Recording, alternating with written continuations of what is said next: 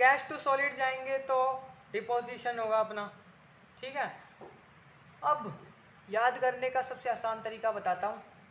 Solid से liquid में जा रहे हैं तो फ्यूजन हो रहा है, हमने पढ़ा है भाई, सॉलिड से लिक्विड में चेंज करते हैं तो लेटेंट हीट ऑफ फ्यूजन का इस्तेमाल होता है, तो फ्यूजन ऐसे याद हो गया। लिक्विड से गैस जाने के लिए लेटेंट हीट ऑफ वेपराइजेशन का इस्तेमाल होता है, तो वेपराइजेशन ऐसे ही याद हो गया, ठीक है। अब गैस टू सॉलिड जाने के लिए आपको ये डिपोजिशन याद करना पड़ेगा भाई, ठीक है। अब सॉलिड से गैस जाते हैं तो हमने पढ़ लिया कि सॉलिड से सीधा गैस जाते हैं तो सब्लिमेशन होता है। अब गैस टू लिक्विड जाते हैं तो कंडेंसेशन होता है। अब ये भी चीज़ आपको याद करनी पड़ेगी, ठीक है। और लिक्विड टू सॉलिड जाते हैं तो सॉलिडिफिकेशन होता है, जैसे कि हम बर्फ़ है तो बर्फ़ को जब हम जमाते हैं तो वो सॉलिड में चेंज होती है, तो सॉलिड में चेंज हो जाती है तो वो सॉलिड फॉर्म में हो जाती है, तो सॉलिडिफिकेशन, ठीक है। तो ये बिल्कुल अच्छे से याद कर लेना, ये 3 से 4 नंबर में आता है, पूछ भी सकते हैं आपसे कि भाई ये बनाओ, बना के इनके जो नाम है ये सब कुछ बनाओ, लिखो भी और साथ में ये जो इनके नाम है, ठीक है। तो आपके आराम से 3 से 4 नंबर पक्के हो जाएंगे अगर आपको ये याद हो गया तो, ठीक है। अब आगे क्या दिया हुआ है, आगे दिया हुआ है एवोपरेशन। एवोपरेशन क्या होता है भाई, a surface phenomena in which liquid change into vapour at any temperature below its boiling point is called evaporation. तो एवोपरेशन क्या बोला इन्होंने, बोला है सरफेस फिनोमेना होता है। सरफेस फिनोमेना मतलब कि ये सरफेस पे होता है, ज़मीन पे होता है, ठीक है। विच लिक्विड चेंज मतलब कि इन्होंने बोल दिया कि जो लिक्विड होता है वो वेपर्स में चेंज होता है। और इन्होंने एक और बात बोली है कि जो उसका बॉइलिंग पॉइंट होता है ना वाटर का, उससे कम में ही, मतलब कि 100 डिग्री सेल्सियस होता है, तो उससे कम टेम्परेचर में ही एवोपरेशन हो जाता है, ठीक है। अब जैसे कि मैंने बोला था कि सारी चीज़ें नहीं पढ़ाऊंगा, ये चीज़ें आपके पास बुक होगी तो पढ़ लेना, और वीडियो पॉज करके आप यहाँ से भी पढ़ सकते हो अगर बुक नहीं है आपके पास तो, ठीक है। तो अब क्या बोला इन्होंने, फैक्टर अफेक्टिंग एवोपरेशन, मतलब कि एवोपरेशन बढ़ता है या घटता है उसको, उसके फैक्टर्स क्या हैं, एक तरीके से ये, ठीक है। तो 4 फैक्टर्स हैं, चारों पढ़ते हैं। एक्सपोज सरफेस एरिया, अगर हमने सरफेस एरिया बढ़ा दिया तो इन्होंने बोला है कि एवोपरेशन बढ़ जाएगा, ठीक है।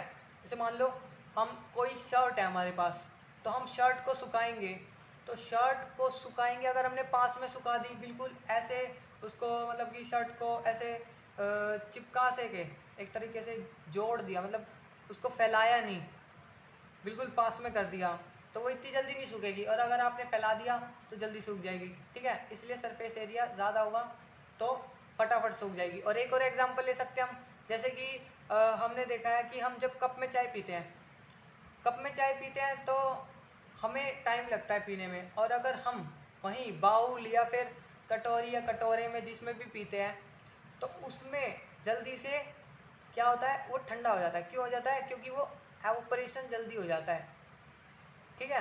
अब एवोपरेशन की एक और बात है, एवोपरेशन सरफेस फिनोमेना पे होता है, सरफेस पे होता है, तो ये क्या करता है, ये भाई सरफेस के चारों तरफ से हीट को इकट्ठा करेगा, जो भी हीट होगी उसको अपने साथ ले जाएगा, एवोपोरेट कर देगा, और उसकी वजह से एवोपोरेशन होने की वजह से वहाँ पे ठंडा ठंडा महसूस होगा, और इन चीज़ों में भी ठंडा ठंडा महसूस होगा जहाँ पे एवोपोरेशन हो रहा होगा, ठीक है।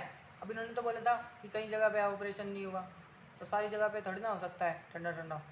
तो आगे क्या बोला, इंक्रीज इन टेम्परेचर, अगर टेम्परेचर बढ़ा देंगे तो साफ सी बात है भाई, हमें पता ही है टेम्परेचर बढ़ा देंगे तो भी ज़्यादा एवोपरेशन होगा, ठीक है।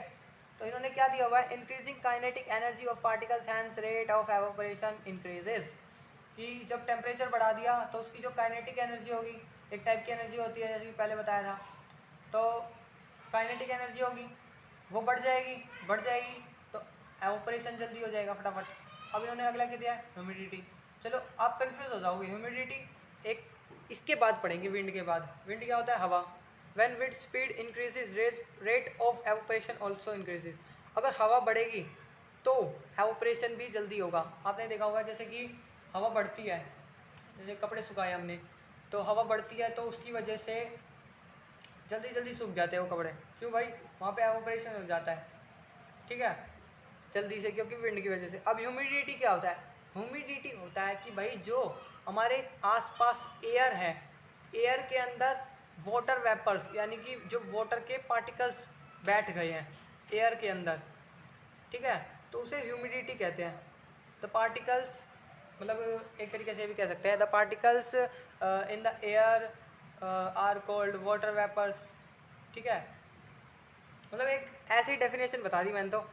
When the humidity of air, degree of dampness of air is low, evaporation rate is increases. तो इन्होंने क्या बोला है भाई, इन्होंने तो बोला था कि भाई ह्यूमिडिटी ज़्यादा होगी तो एवोपरेशन कम होगा, और इन्होंने एक और बात बोल दी कि भाई ह्यूमिडिटी अगर कम हुई तो एवोपरेशन जल्दी होगा। ठीक है, यहाँ पे लिखा हुआ है, ये पूरी लाइन में लिखा हुआ है कि भाई अगर ह्यूमिडिटी कम हुई तो एवोपरेशन ज़्यादा होगा। अगर इन्होंने बोल दिया अगली लाइन में मोर ह्यूमिडिटी लेस एवोपरेशन, मतलब कि अगर ह्यूमिडिटी ज़्यादा है तो एवोपरेशन कम होगा। ठीक है, evaporation also always causing cooling, मैंने बता दिया आपको, अपने चारों तरफ से हीट लेता है, उसके बाद एवोपरेट हो जाता है और वहाँ पे ठंडक ठंडक महसूस होती है हमें। तो ये सब, ये पूरा का पूरा इसमें यही दे रखा है। अब आगे एग्जांपल्स दे रखे हैं। When we put acetone in our hand, acetone एक टाइप का केमिकल होता है, एसीटोन सैनिटाइजर्स होते हैं ना उसमें भी मिला होता है। ठीक है, तो जब हम सैनिटाइजर लगाते हैं तो भी हमें ठंडा ठंडा महसूस होता है। It gets vaporised by taking heat from our hand and our hand feels cools. तो इन्होंने क्या बोला भाई, जब हम एसीटोन को यानी कि सैनिटाइजर मान लो एक तरीके से, सैनिटाइजर को अपने हाथ पे छिड़कते हैं, तो छिड़कने के बाद क्या होता है कि भाई वो हमारे हाथ की जो भी हीट होती है ना उसको खींचेगा, खींचने के बाद क्या होगा, उसको वो एवोपोरेट कर देगा। ठीक है, एवोपरेट कर देगा तो हमारा जो हाथ होगा उसे ठंडा ठंडा महसूस होगा। और ये काम ना कुछ कई बार ऐसे ऐसे होते हैं कि सेकंडों के हिसाब से होते हैं। ठीक है, तो हो गया अपना ये समझ लिया हमने। आगे क्या दे रखा है इन्होंने, आगे दे रखा है we should wear cotton clothes in summer to keep our cool and comfortable. हम कॉटन क्लॉथ्स क्यों पहनते हैं भाई, कॉटन क्लॉथ्स होता है कॉटन से बने होते हैं, तो कॉटन एक गुड एब्जॉर्वर होता है हीट का, या फिर वाटर का गुड एब्जॉर्वर होता है, हमने पीछे पढ़ लिया। ठीक है, तो हमारी बॉडी स्वेट छोड़ती है, तो भाई उनको हमारी बॉडी को ठंडा होना होता है, इस वजह से हमारी बॉडी स्वेट छोड़ती है। स्वेट छोड़ेगी तो वो जो हमने कॉटन क्लॉथ्स पहने होंगे वो उसे एवोपोरेट कर लेगा, सॉरी एवोपोरेट नहीं एब्जॉर्व कर लेगा। एब्जॉर्व करने से क्या होगा, वो जो हमारा स्वेट होगा वो एब्जॉर्व हो जाएगा और हमारी बॉडी फिर कूल हो जाएगी, और फिर बाद में कुछ समय बाद फिर से हमारी बॉडी पसीना छोड़ सकती है। ठीक है, क्योंकि उसको फिर से कूल होना होता है। ये भी एक एवोपोरेशन की टेक्निक है। Often people sprinkle water on ground during summer, गर्मी के दौरान ना बहुत सारे लोग ना गली में या फिर अपने घर में ना पानी का छिड़काव करते हैं। क्यों करते हैं, क्योंकि जब वो पानी होता है ना तो वो पानी अपने आसपास से हीट इकट्ठी करता है, हीट इकट्ठी करके वो एवोपोरेट हो जाता है और वहाँ पे ठंडा ठंडा महसूस होता है। ठीक है, तो वही बात लिखी हुई है, this water takes heat from ground and surrounding air to evaporate, मतलब कि वो ग्राउंड से हीट लेता है और अपने आसपास यानी सराउंडिंग से हीट लेता है, thus making the place cool, उस जगह को ठंडा बनाने के लिए।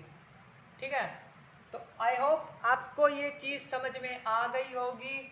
अगली वीडियो में हम इनके क्वेश्चंस के बारे में बात करेंगे। ठीक है, ये सारे इसके क्वेश्चंस है सपोर्ट मटेरियल के। ठीक है, तो इतना समझ में आ गया होगा। आई होप वीडियो अच्छी लगी हो तो लाइक करना, सब्सक्राइब भी कर देना और ज़्यादा से ज़्यादा शेयर करना, और कुछ समझ में ना आया हो तो कमेंट भी कर देना, फिर उसके बारे में भी हम वीडियो बना देंगे। ठीक है, good luck, thank you and have a nice day.